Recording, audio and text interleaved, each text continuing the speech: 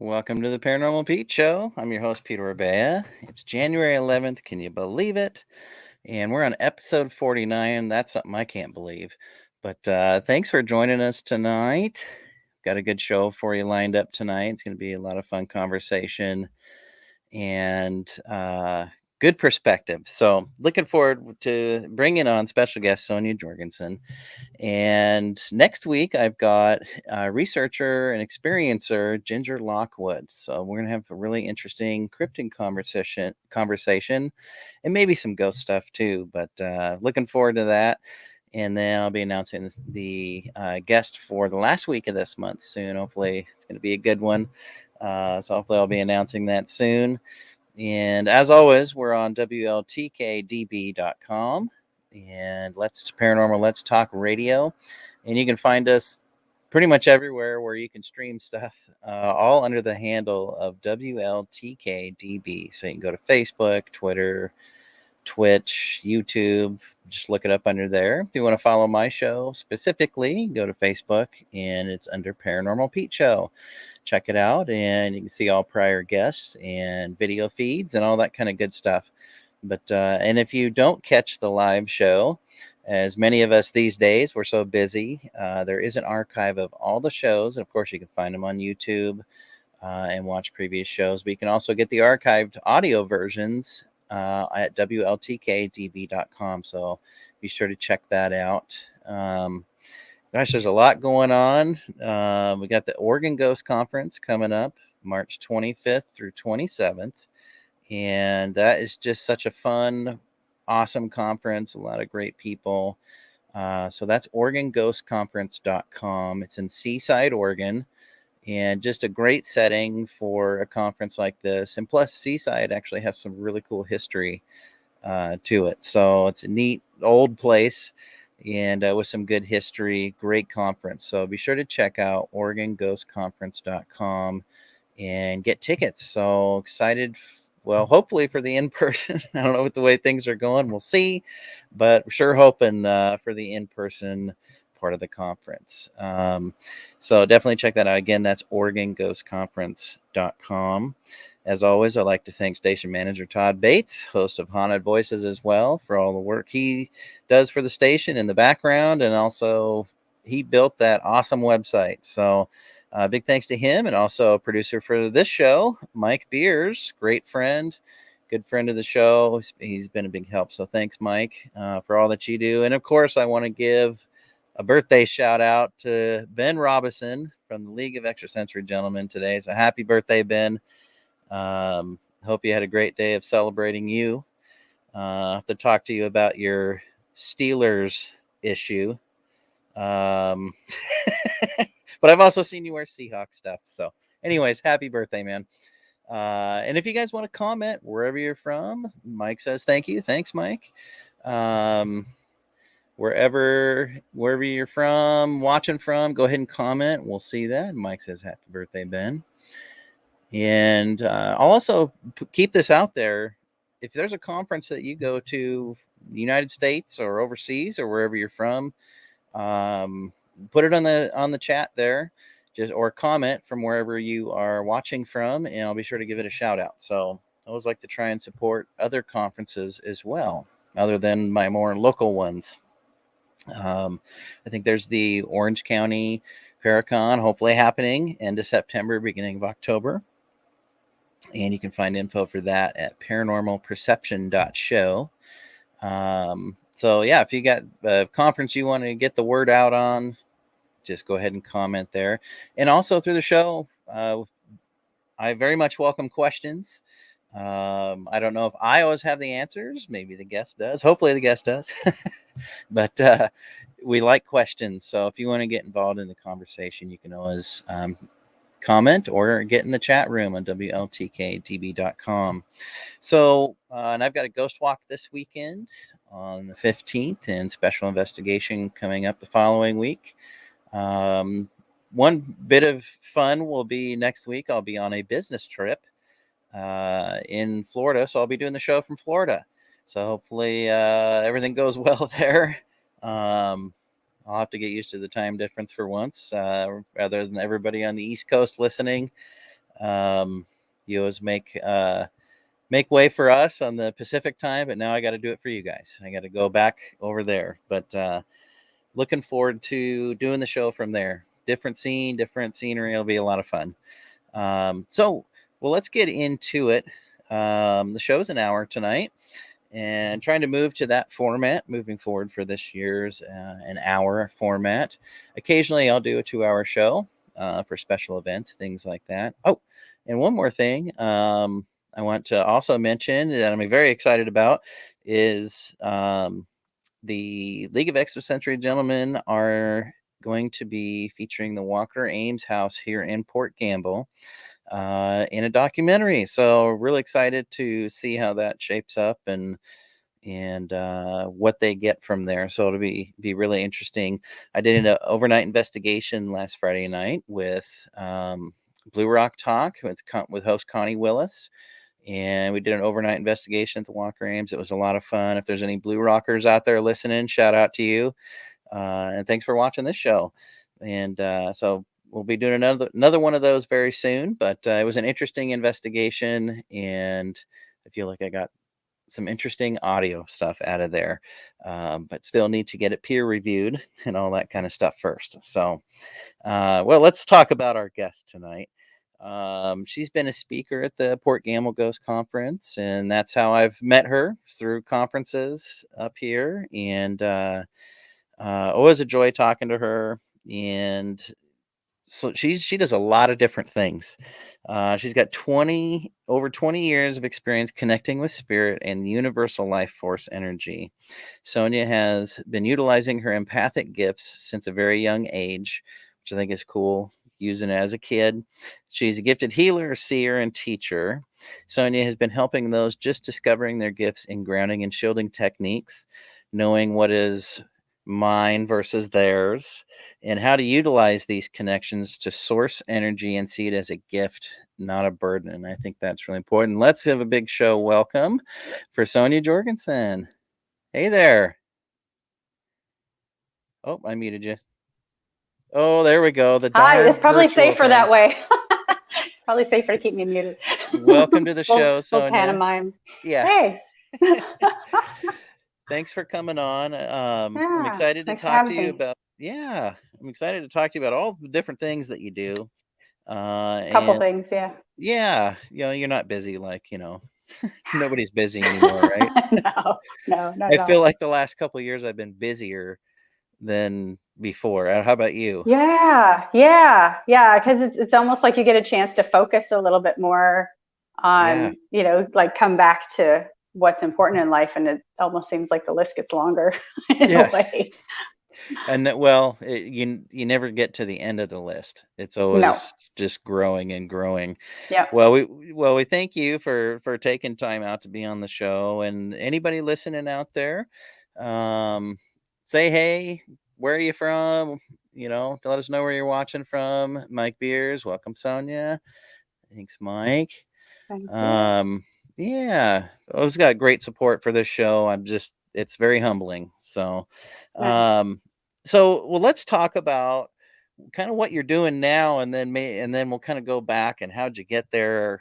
So you have an organization, and you can find this. I'll put it on my Facebook page after the show. Spirit, the number 2, spirit.org. Tell us a little bit about what that's all about. What do you do? What's your main goal? Tell us about it. Yeah, absolutely. So I partner with horses, which is unique for a lot of people, where I'm utilizing that partnership to help people learn leadership skills. And that can be for leaders, but also it can be just in our lives too, just learning to connect with another being. And horses are amazing and intuitive creatures. They've got one hoof. I would normally say one foot, one hoof in the spirit world and one here. And so they really help us kind of go within and see within a little bit, and help us work through whatever it is we need to connect with, to go out into the world a little bit more balanced, a little more in touch with ourselves. And as leaders, which is what kind of brings it back to the leadership part, it's very important first to do the self-work and understand our own narrative and our motivations and our triggers, and how we relate to others, and how we work with teams and dynamics, and horse herd dynamics mirror human herd dynamics very similarly. So I kind of use that as a mirror and a caveat to talk about how that would translate with people. So it's kind of neat too, because you get out of the classroom and you can go hang out outside and be with creatures. And if you're a horse person, you know, we always love it. But if you're not, it can be just this amazing experience too, to be near an animal that's so big, you know, and different. Yeah. It's pretty cool. I was lucky enough to grow up around horses, growing up in Idaho, and we had a couple of horses growing up, and so I was very lucky. But I think that's really interesting that you say partner with horses. You know, and I mean that's what it is. That's what you're doing. Now, well, let me ask you this. You know, how are I mean, have the horses always, your horses, been receptive? I mean, how did you approach, I want to do this? You know, how did you kind of get started with them? Yeah, I mean, I've had horses a long time. And I kind of have that same, you know, as you. When I was younger, I was one of those horse crazy kids. Like, a lot of little kids have imaginary friends. I had imaginary horses, and they went everywhere with me. And I'd take them camping. And I remember being very young, and I'd be around the campfire, and I'd be like, oh, I got to go feed my horses, you know, my imaginary horses, when I was very little, like 4 or 5 years old. And so I always had this connection to them, even before I'd ever really been around them much.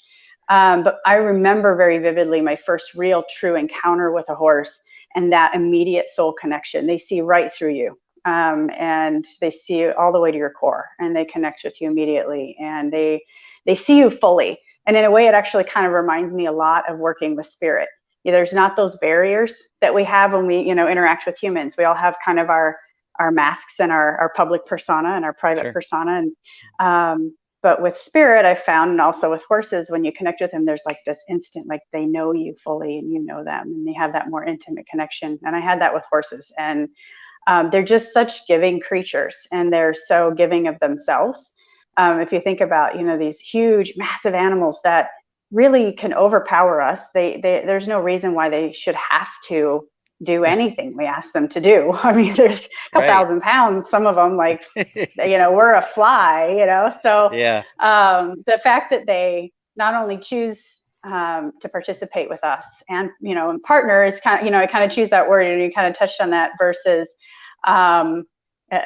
imagine a stalled imaginary horse. Yes, much less messy. I think my parents were glad they were imaginary and not real back then. But yeah, so it's partnering with them is kind of, in a way, I'm allowing them that choice. And so, you know, I'm glad you kind of touched on that word, versus me saying I use horses to teach leadership skills. I partner with them because they are allowing us into their space. They are involved in some pretty dynamic energy.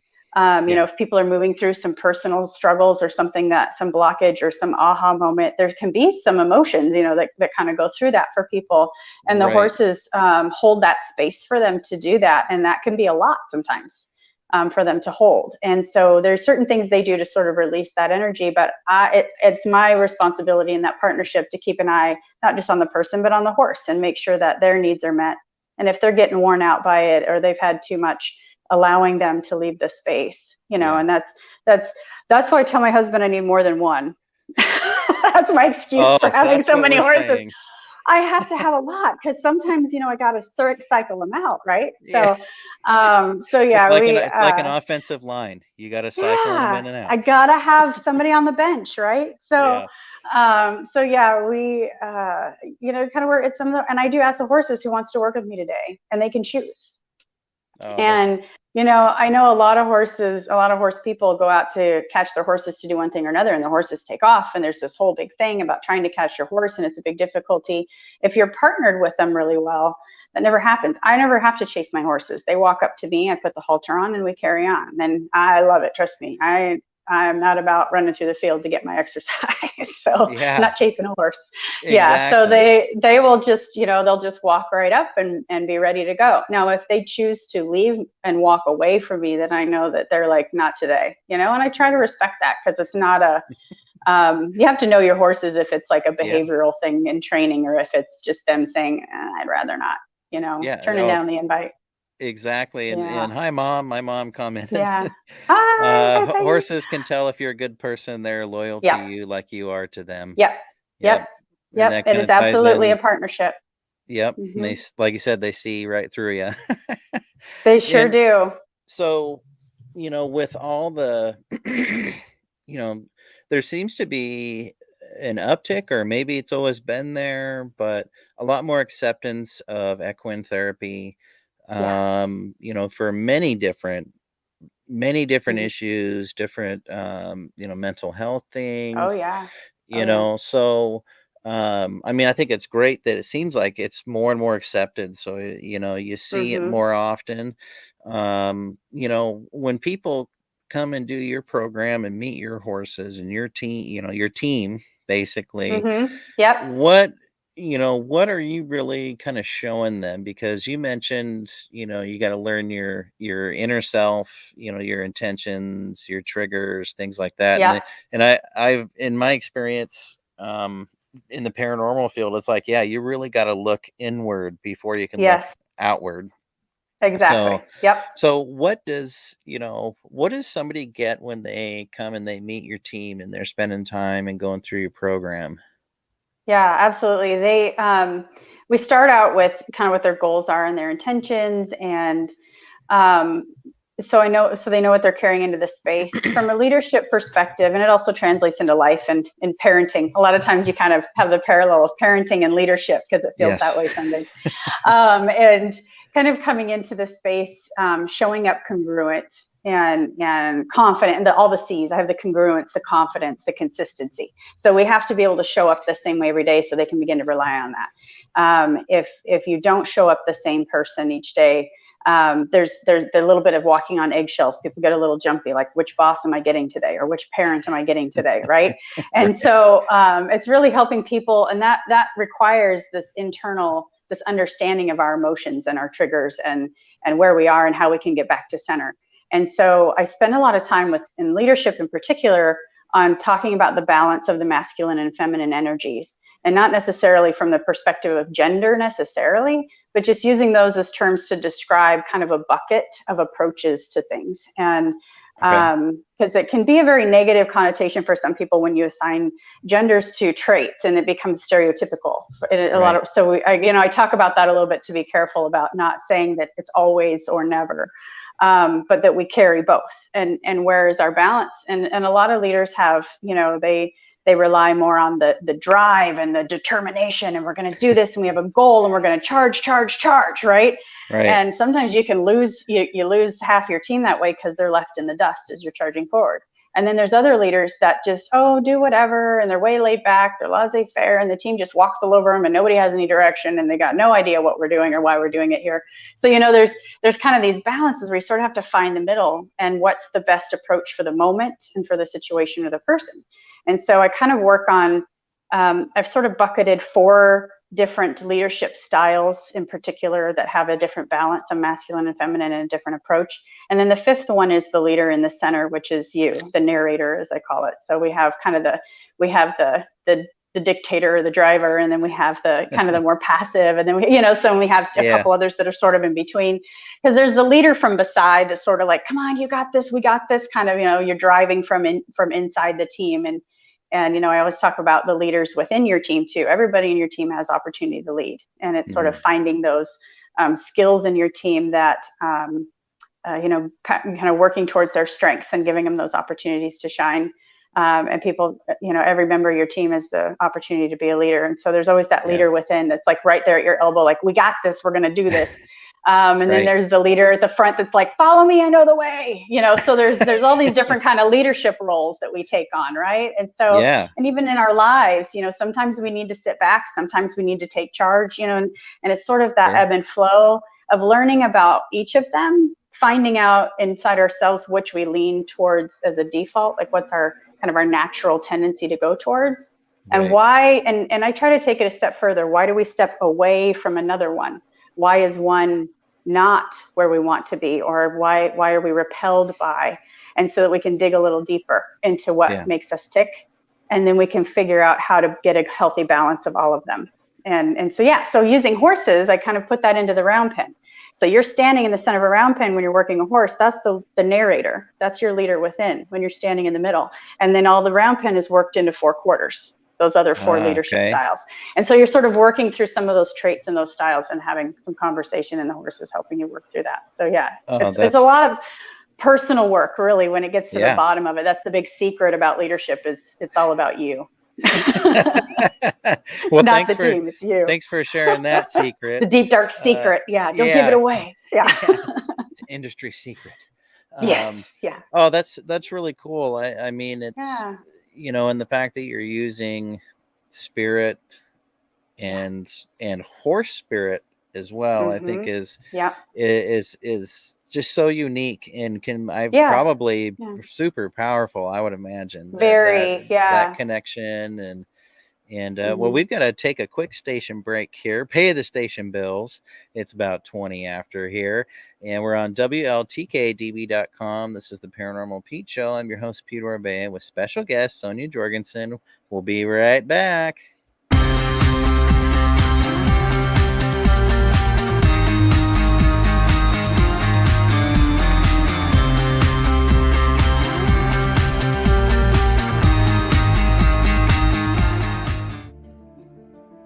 Looking to launch your new masterpiece? Then try something new with Moonbow Publishing and Production. At Moonbow, we have a strong desire to serve authors in a powerful and meaningful way. After all, you poured your heart and soul into your writing, and we fully understand and respect that. Remember this: you will own the copyright to your work. You will have the final say on your work before being published.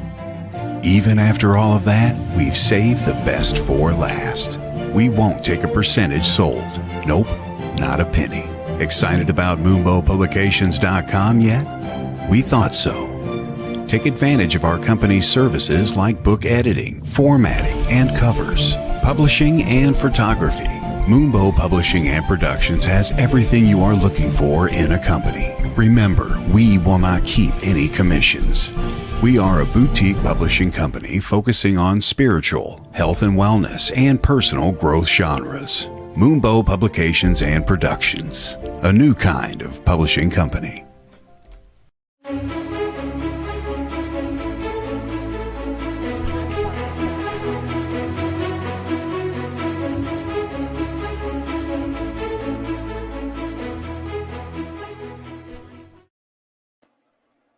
All right, we're back on the Paranormal Pete Show, and I haven't pushed any wrong buttons yet, so we're going. So before the break, just wanted to get a quick comment out. As my mom was saying, you can see the empathy from a horse by looking into their eyes, and that's something we'll talk about here in just a second. And then we got another comment from Mr. Michael White. Sonia, you really explained that really well. Woohoo! So good job on that. Yeah. Thanks, Michael. Thanks for watching. Thanks. Good friend of the show. Yeah. So, I mean, empathy's, well, I'll say that it's not so much now, but early on in my psychic journey, it was a horse that would come to me.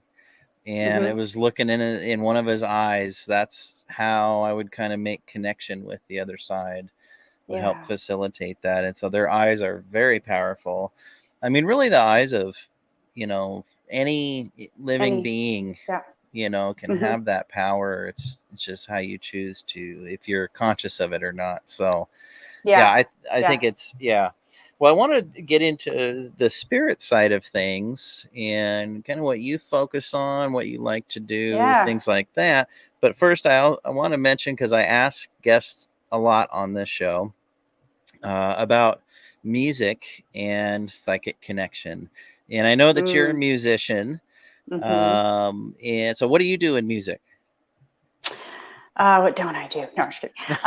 So I'm a vocalist primarily. That's my go-to. But we kind of laugh, and one of the bands I'm in is a group of us that have been together, over 10 years, and it's all original stuff. I don't even know if I could really plug us in a genre hole, Americana, Celtic folk, something. I don't know. We just kind of write and it's all original. And so it's a really fun, creative group to be able to do that and just kind of go wherever we want. What's the name of the band? What's the name of the group? Chronolist. The group is Chronolist. Chronolist. Oh, that's cool. Yeah. Okay. Yeah. So we've been together a long time, and so the running joke is that me and one of the other band members, Dan, are in this running for who can play more instruments in one set. And so there's this challenge now, like he'll buy a new instrument that he's going to use. And I'm like, damn it, now I got to get another one. And so we just kind of keep going. So keys, drums, viola, I don't know. We just keep adding to the list. So yeah, that's cool. It's a lot of fun. So I've just, and the reason I bring this up is, you know, if you follow the show, people listening out there, music's a big part of me. And I really feel like, you know, yes, music is sound waves. It's, you know, energy waves, you know, it is. But, you know, have you noticed that there's a connection, you know, with musicians tend to be more open maybe, or that more people in art, you know, arts, whatever arts it might be, the creative side, there's an easier, or the connection is there, you know. I mean, how do you feel about the connection with music and psychic mediumship or, you know, psychic gifts? Yeah, absolutely. Because it's fundamentally, it's like, it's the whole Tesla energy, frequency, vibration, right? So it's, if you're more tapped into that, and empaths, psychics, intuitives, mediums, they really, I think it's just, we've learned the language that is available to anyone. It's to learn. It's just, we've kind of, either we've had a natural tendency towards it, or some people put a ton of effort into learning it, but to pick up on those subtle energy shifts and changes, and our body in whatever way translates it. And that's how we kind of get all the clairs, right? So how does our body translate that vibration? Right. And because we become more sensitive to those different vibrations, I think that gives us a little bit more sensitivity to other types of vibrations, sound being one of them, and a big one, you know, that there's a theory out there that the universe was first created in sound. The very first vibration that created the universe, the Big Bang, really was a sound.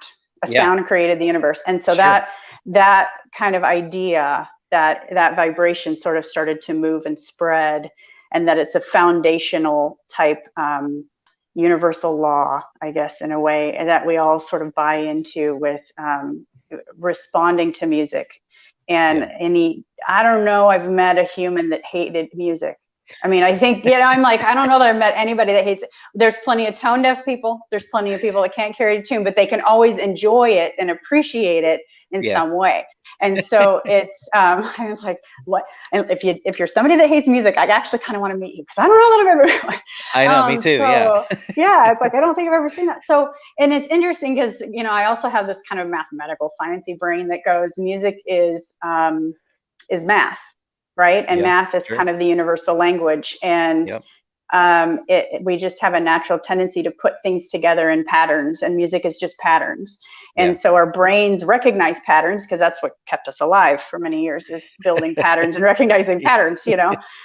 Gosh, that animal ate one of my friends last time. Maybe I'll stay away from him. That's probably a good pattern to develop. So, you know, as we recognize patterns, and there's, you know, you can tie math into vibration and music and waves, and, you know, waveforms of all kinds. And we can get I can geek out on that stuff all day long, but it kind of brings it back to that. If we're sensitive to those patterns, and empathic and sensitive people tend to be a little bit more aware of those patterns in the universe, just that the pattern in the shape of things, the geometric, you know, Shelley losing the word, but there's, you know, just the geometric patterns that kind of occur throughout nature. We just seem to be a little bit more sensitive and pick up on those things a little bit more. So it almost is like music comes a little easier for us, or we seem to connect with it a little bit on a deeper level, you know, because there's certain frequencies or harmonies that can just, you know, you feel it. It's not even just like you're hearing it, you're actually feeling that. It's almost like there's a resonance that occurs when you hit a certain harmony or something, you know, and you're like, it's like this existential experience almost sometimes that occurs, because you feel it just connect with your core. So I think it's I think it is. I think when you're a little bit more sensitive to just the vibrations of the universe around you, you tend to be a little bit more sensitive to music, and therefore maybe more musically inclined because you pick up on it.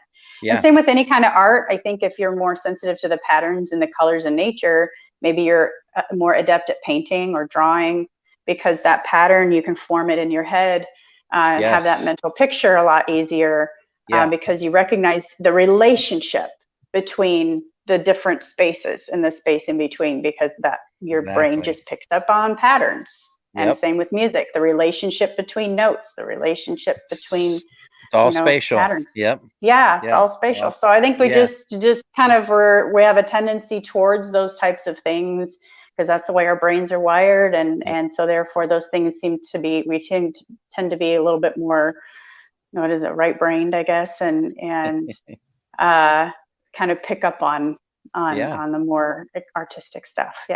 It's a cool topic. I think it's fascinating. We got a funny comment from Wendy Schindler.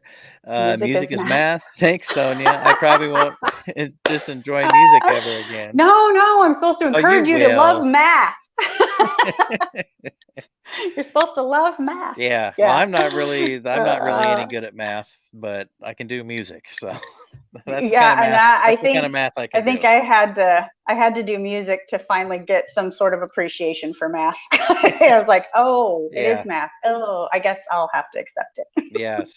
Same way. So, you've talked about using your empath abilities from a young age. Tell us a little bit about kind of how you came into it and what your experience was like as a kid dealing with those things, feeling other people's energy and emotions. Tell us a little bit about how that was coming up with it. Pretty young. I was just, and there's also a whole, probably another hour-long show about children of trauma as well, becoming more sensitive, because you, as a survival technique, you kind of have to be more aware of your environment. Right. And I think that was a piece of it. But I also think that I started to notice things deeper than just on the surface observation, right? It wasn't just something I could pick up on subtle cues or body language or changes in facial expression. There was something else going on that I could pick up on. I would know before they walked into the room how they are feeling, like that individual, whoever the individual was. Before they enter the room, I knew who was coming into the room without being able to see them, and I knew what state of mind they were in. I also realized at a young age, and kids, don't try this at home. I also learned at a young age as a child that I could manipulate thought patterns. And so it was, I could, if I thought really hard about something and was really pointedly focused on a person, all of a sudden they would say something related to it. And I was like, whoa, I love this. Let's do it again. But there's an ethical conversation we need to have that we just don't do those things now as an adult. But as a kid, you're like, this is fun. This is a cool game, right? But as a kid with in an abusive home, you use that as survival, right? So it's, with parents, a parent in particular that would not respond to simple requests for things and needs, then I would focus on it. And almost like kind of have this telepathic, like send it. And then all of a sudden it'd be like, why don't we do this? And I'd be like, oh, thank God. Yes, please. Why don't we do this? Like, whoo, like I didn't have to ask because God, God forbid you ask. So, I kind of, developed some of it out of survival. It wasn't necessarily just kind of a laissez-faire attempt. I was almost forced to exercise the muscle, if that makes sense. So a lot of people I think are very empathically gifted, but don't really have an opportunity or don't know how to go about it. I stumbled upon it, but then forced myself to really exercise the muscle. Which I think, as I grew up and as I realized there's some things that aren't ethical behavior, so we don't do those. Some of those things fell away, but so now I'm like hard ass about ethical behavior. People are like, oh, well, how are they feeling? I'm like, I don't know. Well, how do you not know? Because it's not ethical for me to just look, I'm not just going to invade somebody's privacy. So it's, I need permission. And so, as a kid though, it would come in handy in that, like my sister was in a car accident, and I was at my mom's, and the phone rang, and I just looked at the phone and I knew exactly what was going on. The phone rang and it was there. So my mom started to come around the corner, and I'd already picked it up off the receiver, but she saw me. I never put it to my ear. I just picked it up, handed it to her, and I said, Laura's been in a car accident. And she just looks at me. I'm a Protestant household, so just hold that. Protestant, very Protestant household. I hand her the phone. My mom picks it up, and she's like, hello. She's like, okay, we'll be right there. And she puts the phone down, and the whole time there's this. I mean, I'm already born left-handed, so I was already screwed. I'm already going to hell because I'm left-handed. So now this, So then I had to kind of rein it in, and I had to learn that not everybody's brain worked the way mine did. I thought that was normal behavior. Like, the people that I talked to were normal. The voices were normal. The feelings and thought, everything that I did, I thought that everybody was wired that way. And so if I said or did something out loud, and then I get this look, and I'm going, wait, you didn't see that? Okay. Neither did I. Oop. Yeah. Just kidding. Yeah. Just so kidding. So you kind of learn to dial it back. And I actually dialed it back a lot and had to really rein it in. Because I had a pretty traumatic experience as a teenager. I think it was 14 or 15, where I knew one of the girls that I went to school with was, I didn't know her specifically, but I knew something bad was going to happen. And then as I got closer to the event, it's like the energy just like was coming to an apex. I could just feel it. I was almost in full panic attack. And then this young girl got hit by a bus, and then that bubble that I was in just popped, and that energy went away. But then I kind of felt like I had this whole like sucked out of my body experience. I went with her. I saw her cross over. There was this whole thing that I couldn't explain. I was not raised in a household that could explain any of what I had just seen or experienced. And so it was very traumatic. And of course, what do? You call your mom. So I call my mom. I'm like, I don't know what just happened. And she's like, well, just make sure it's not from the devil. Okay. Okay, I'll ask. Sure. I'll work on that. I'll ask him. Was this you, dude? Because it's not cool. So I really started closing it off. I really started pulling it in. You know, you get the weird looks. One of the girls on the bus had seen my agitation before all of this had gone down. And she looked at me and she said, you made this happen. And as a kid, you're carrying that like, did I? Oh, you know, you don't know. You know, that's a lot of weight to carry. And so, you know, I know now that no. But as a kid, you don't know, especially if you don't have a mentor or any direction. And so that's kind of why I think I put so much emphasis and effort into helping those who are kind of newly coming into gifts, because if you don't have somebody that can give you even just the basics, you can feel like you're going crazy. You can, you know, I don't know. I think it's everybody's choice how much they want to tap into it and how much they want to go public with it. And so I think, you know, when you start getting those weird looks from people like, how did you know that? Like, I don't know.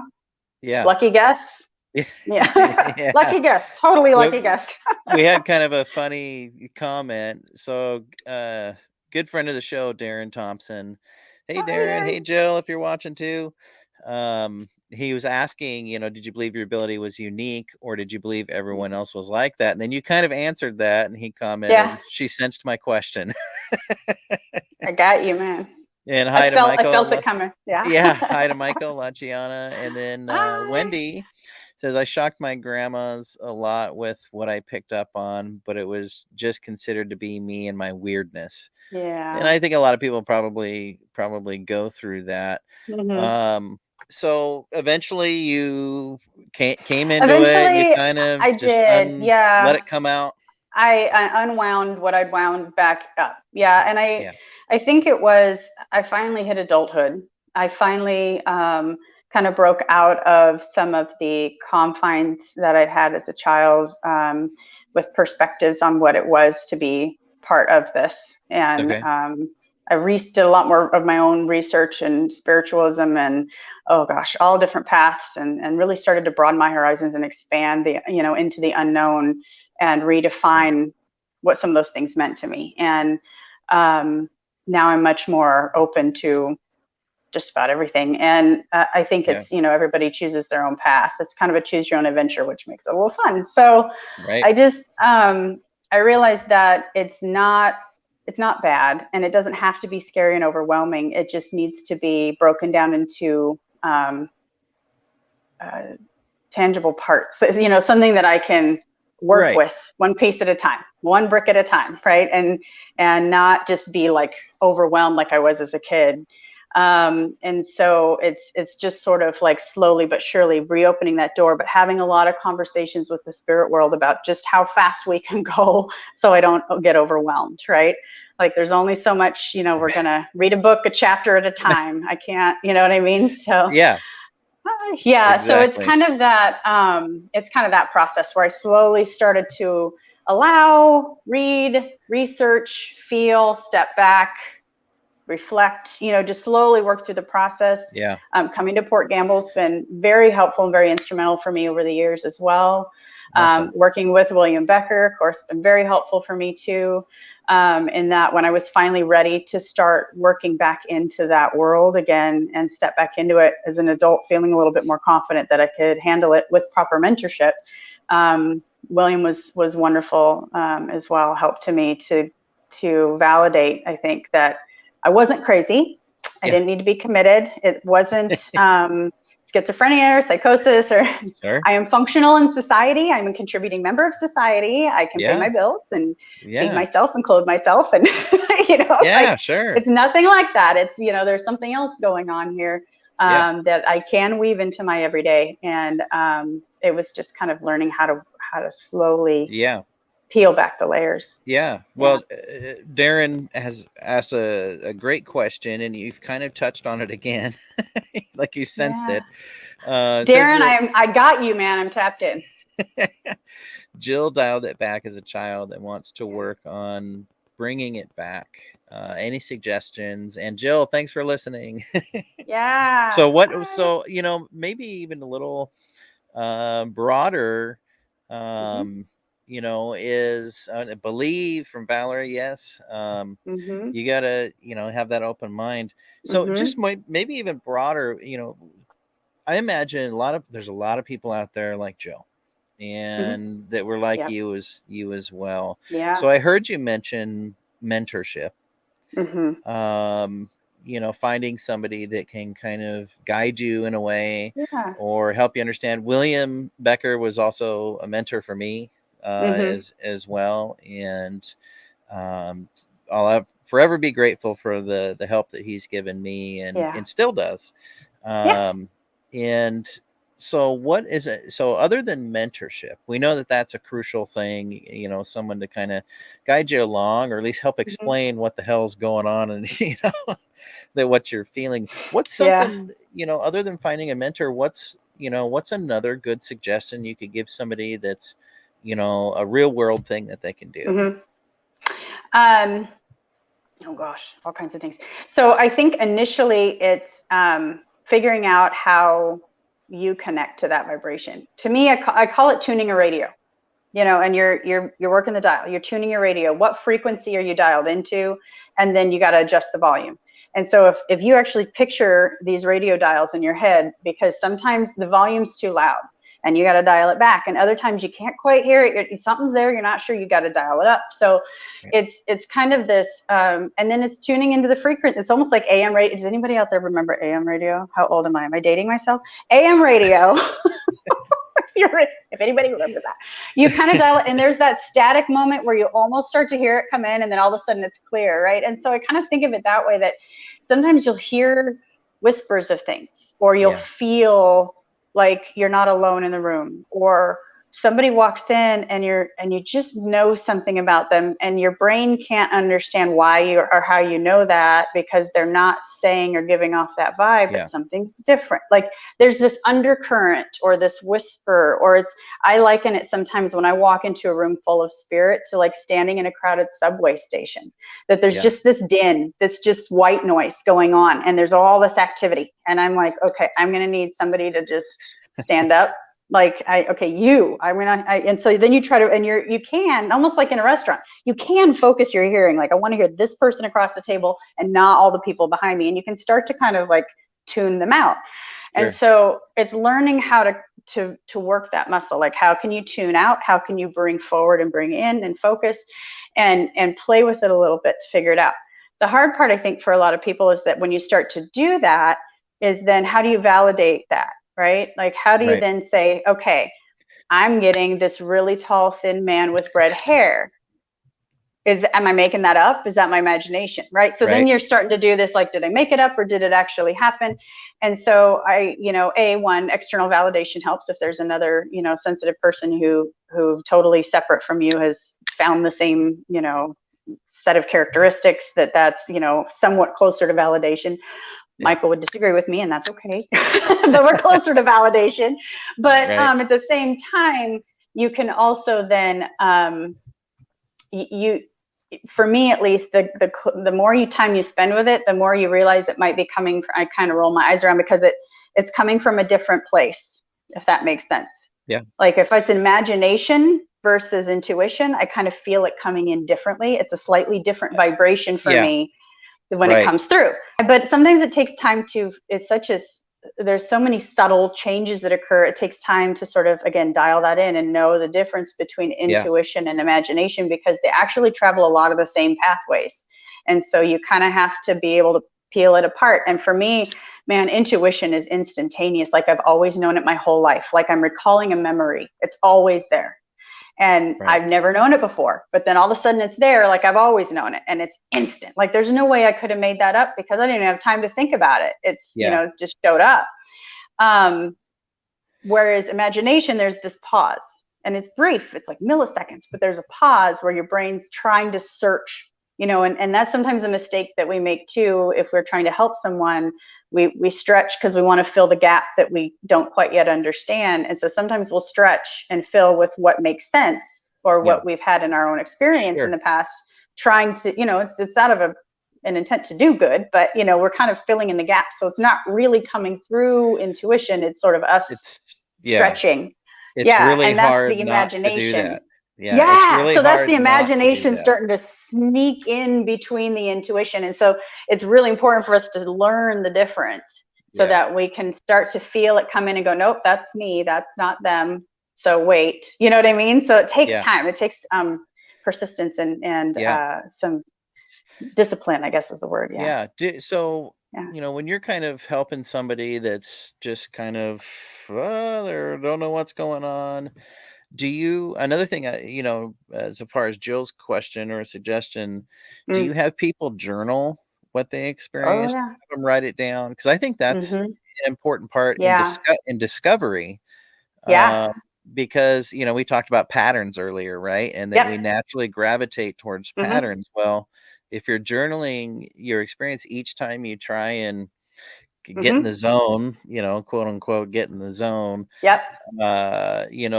Write down what you felt where, how did it feel? And then go back 2 months later, go back over your notes and see if a pattern emerges. There's a pattern. I feel this in my left arm every time this happens. And so I think that's important too, is being able to journal that. Writing it down and trusting yourself. I think we're just really quick to judge ourselves, like really quick to put labels on things.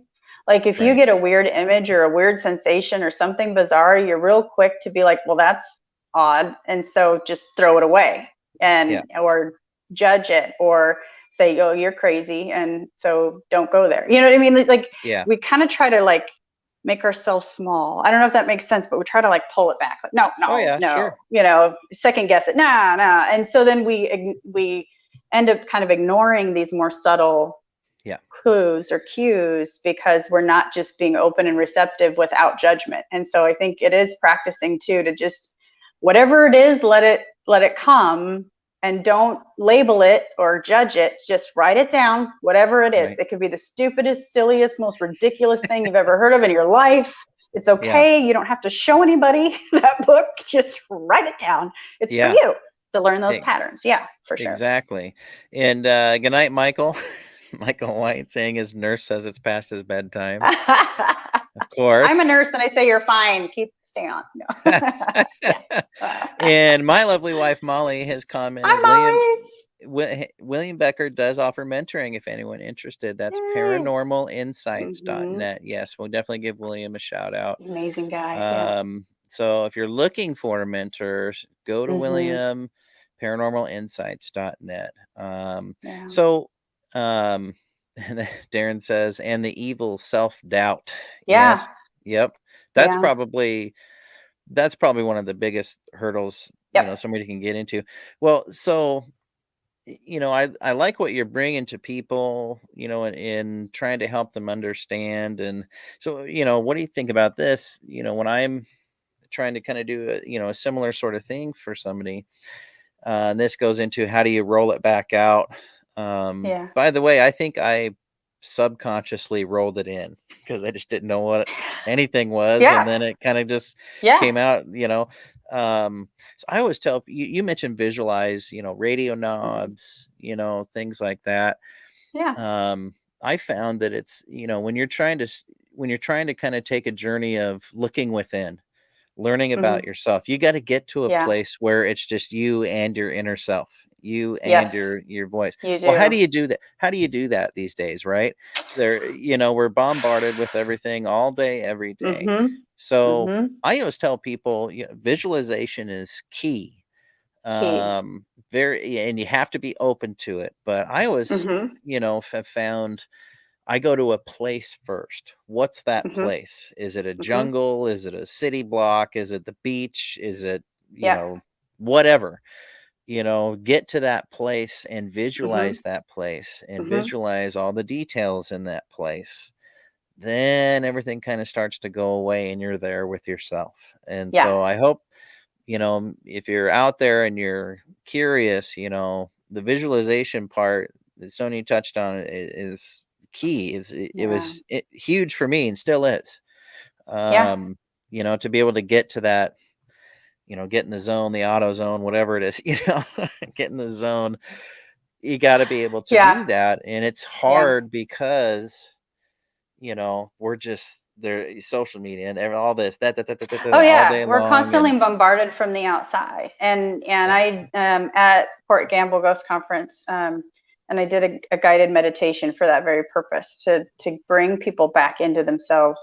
And it was a forest walk, and then sitting down and leaning against a big cedar tree, and then connecting to the energy of that tree. So it basically right, tied us back, grounded us, brought us back in, and called everything back in. I yeah, call it calling the pieces and parts of ourself back.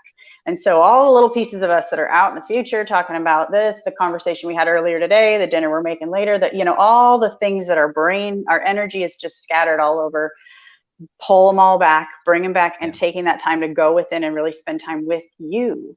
And yeah, who are you without the labels? Who are yeah, you when you're not a bingo, father or a radio host or a bass player or a ghost walk dude, or who are you at the essence, at the core of you and yeah, your energy, and get really familiar with what your vibration is, what's yeah, truly authentically you, because that will also, kind of like you were saying too, go a long way to then knowing what someone else is when it yeah, encounters it, when you yeah. all of a sudden have this other vibration in your body that you're like, that's not familiar. That's Where's not that one coming mine. from? That's not Not mine. mine. Yeah. Yeah, Well, why do I have that? So, yeah, but you wouldn't really know if you're not really deeply connected to the essence of you. yeah, And we don't always have that opportunity because we're so out there right now, yeah, like yeah, social media and everybody else's lives. And if you're a parent or running a business or you're doing all these things, you don't have that opportunity necessarily to kind of come back. And so that's why I yeah, love like guided meditations and stuff, because you can sit down and just plug it in, pull it up on YouTube or whatever, stick your earbuds in, and just, at least for 15 minutes, yeah, have a moment to reconnect with yourself. yeah, yeah. And Darren, I like his comment here. Says, I feel that the place is where creative people go, and creating as a musician, Yeah. I get it and makes sense. And Yeah. yeah, Hmm. it's whatever that place is. You got to Whatever figure it out is for you. what works for your brain, Yeah. what Yep. works for you. So we're getting close to the end of the show here. So I wanted to ask, if you've had, I know you've done investigations, Hmm. and had a lot of experience with spirit. What's like your favorite ghost story that you've got, or Favorite. encounter of I okay, like, oh. One you think of favorite. often. Okay, let me experience. think. Yeah. Well, I think one I think of often, I've had some just amazing ones because I don't know, if you don't have that connection with spirit, man, you gotta work on that, because it's the coolest thing. I learn more about history from those that have deceased than any book. I mean, I don't know. I could go on about that, but probably one of the coolest ones ever was in Port Gamble in the church. And I think that's probably because at the time that this occurred, and it was a few years back, I was obviously I walked away from Christianity for a few different reasons. Okay. I held some preconceived notions about what it was and what it meant. And at that point in my life, I had made peace with Christianity at its core, but not the people that practiced it. Okay. And how I felt they had manipulated it, right, for their own gain. And that was just the headspace I was in at that time. And I was following more of a pagan path with my belief systems. And so when I walk into a, Protestant church or Presbyterian church, it's not really me anymore. And it actually kind of has a negative connotation for me in some respects. But again, not necessarily the belief system. I don't think it was flawed. I think how we executed it as humans was flawed. So it was the people that I struggled with. So when and at the epitome of those people is the ones that lead them down that path. And so me and the priest, not good friends. So in my mind, like, I didn't have anything to say to the guy. I didn't want to talk to him. I didn't have anything to say to you. You just stay up in your pulpit, leave me alone. I don't want to talk to you. I just kind of had that mindset. Yeah. But he just kept saying, come talk to me. Like, I'm like, no. Why? What do I got to say to you? What do you have to say to me? Nothing. Like, I just was in this like kind of mindset. So then gosh, that gotta be 5 or 6. I'm trying to remember how many years ago this was. But I remember going up there and going up to the pulpit and standing there with him and saying, okay, and I'll try to not go on too long, but when you connect with spirit, and I kind of mentioned it earlier, all those, there's no onion layers. Like, it's 100%. You are raw, you are naked, you're 100% in front of that spirit, and they to you. I can see their hopes, their dreams, their worries, their fears, their whole lifespan, their spiritual journey. I see them in full, and they see me. It's a very intimate interaction with someone you just met. It's very strange, but very cool. And because we don't do that in the flesh, right? I don't just walk up to some stranger and tell them my life story. Well, I try not to. So to meet him, I was like, I don't understand. Why do you want to talk to me? You know me. You understand, where I'm coming from. Why would you want to talk to me? Right. And he said, because I said, what do you have to show me? He goes, I want to show you something. I'm like, okay.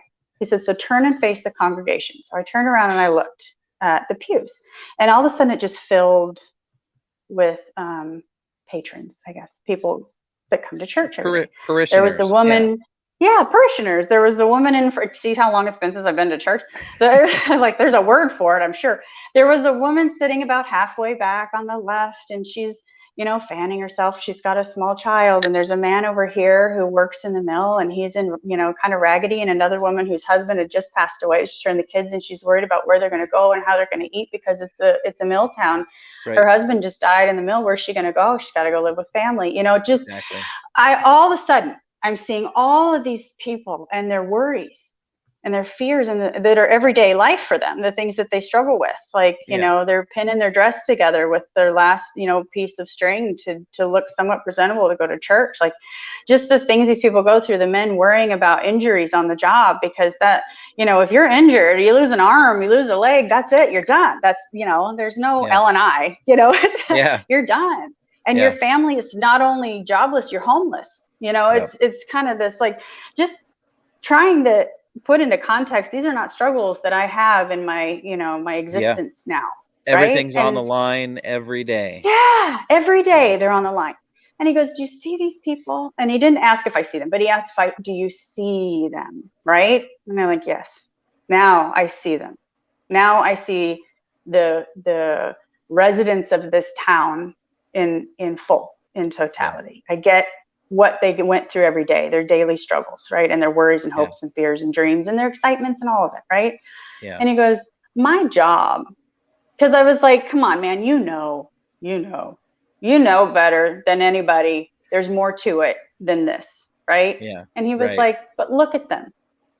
They don't need me to tell them about the cosmos and how all the layers of heaven work. That's not why I'm here. He goes, I'm here to give them hope. I'm here to give them a reason to get up and go to work every day in the face of all of that worry. I am their salvation. Not I, the him is as far as ego, but coming here each day and counting on this place and being here every Sunday to be part of a community, to give them a reason to keep going and give them hope that it's all worth it and there's a reason. That's why I'm here. And I was like, wow, you just awesome. schooled my ass all the way back to Protestant school. Like, oh shit. So I was like, damn. Yeah. Like we had that whole, and I was like, oh shit. Okay, I get it now. I get it. Pretty impactful. It was profound. Yeah. That was a very impactful moment. Yeah. Wendy comments, you are not here to lecture, but to show and give hope. Yeah. And man, he freaking pastored to me. I was like, you're really good at your job. He's like, that's why I stay. Yeah.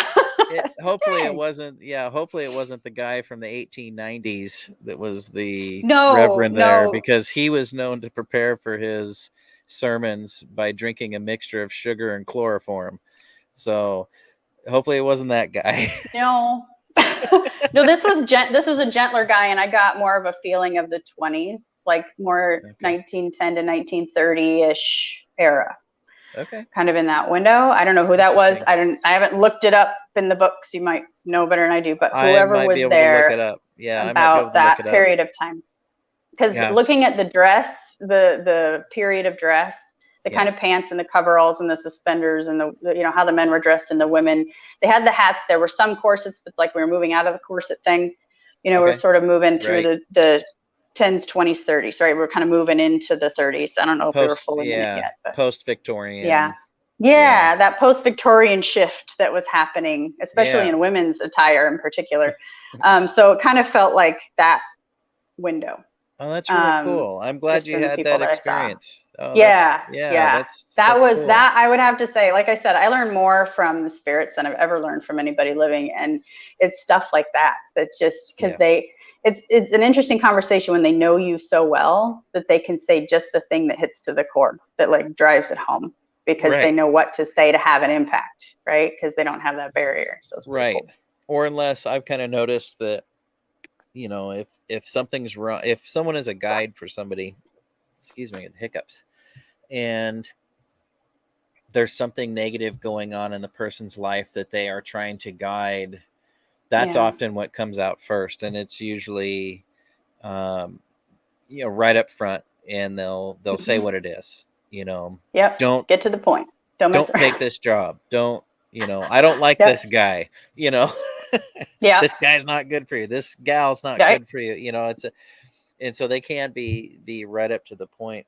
Well, we're pretty much out of time. So we're going to have you back on, and let's talk about some more subjects. I think there's a lot more to talk about, but for someone who's just kind of getting going and find a good mentor, try visualization, write it down, try and identify those patterns. But the key is, find a good mentor, someone you can talk to has experience with this. Michael Beers, thank you for being on tonight, sharing your perspective, experience, and experiences. And Darren, thank you. Sonia, great show as always. Pete, happy New Year to you guys too. We miss you up here. We've got to get Darren back on the show. It's awesome. Yeah, good job, Mike. So now I always leave my show with a toast, but first I'll mention again, next week, hope you'll join me. We got some more comments coming in. Wendy, listen to and believe in yourself. Listen to yourself. Absolutely. Michael Laciana, thanks. Sonia and Pete, thanks for listening. Thank you, Michael. And Katie Brown, thanks, Sonia and Pete. Well, thanks for listening, Katie. Thanks, Katie. Always appreciate everybody who's listening out there. Bubba, Ray, great show. Thanks for listening, Bubba. He's here near Port Gamble here, and he makes some of Awesome. the best barbecue. Bubba's Country Barbecue. Look it up. All right, that's where really we're good going. stuff.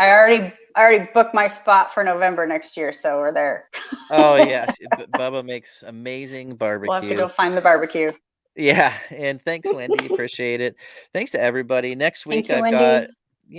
I've got Ginger Lockwood coming on. She's a researcher, more on the cryptid side of things, but I'm sure we're going to get into some really interesting conversation. Nice. And stay tuned. If you like the show, follow it on Facebook at facebook.com/Paranormal Pete Show. As always, check out all the shows on WLTK-DB. There's a lot of good ones throughout the week, a lot of different subjects and points of view and perspectives. So I hope you all get a chance to check it out, check out all the different shows. And I leave my show with a toast, and we kind of touched on it earlier, is finding that place to be in the moment. And so I say the past is history and the future is a mystery, but today's a gift because it's the present. So often we forget to do that. Try and take a moment each day, if you can, to be present, be in the moment, be with your inner self, and hug everyone that's around you, hug everyone else virtually for a little while longer. And Darren, I'm in Kansas, everything is barbecue. Yeah, Brown's Lagoon barbecue. Yeah, my bro Brandon Brown, he makes some good barbecue too. But I'm getting hungry. I know. Everybody take some time. Hug everyone else virtually for right now. We'll see you next week on the Paranormal Pete Show. I'm your host, Pete Orbea, and we are on WLTK-DB.com. Now I got to find the outro here. Uh-oh. Now here comes the wrong buttons. Okay, here we go. You were left unsupervised. I know. Don't do that. Thanks, Sonia. Appreciate it. Thanks, everybody, for listening. We'll see you next week. Thanks, guys.